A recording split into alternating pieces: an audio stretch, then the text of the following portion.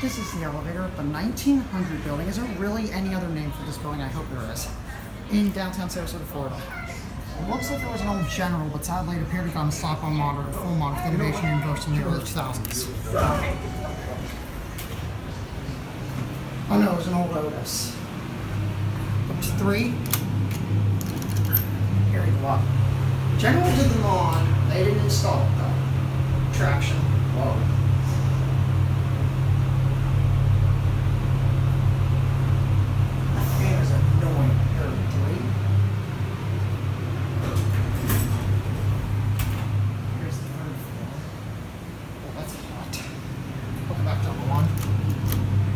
Phone. Red framing round cab. Well, not just a basic cab. General. We're back one. Didn't think this would be what it is.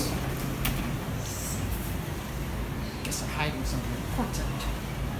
There's a stair, which I'll see if that's open. Here, closing, that's gonna be it.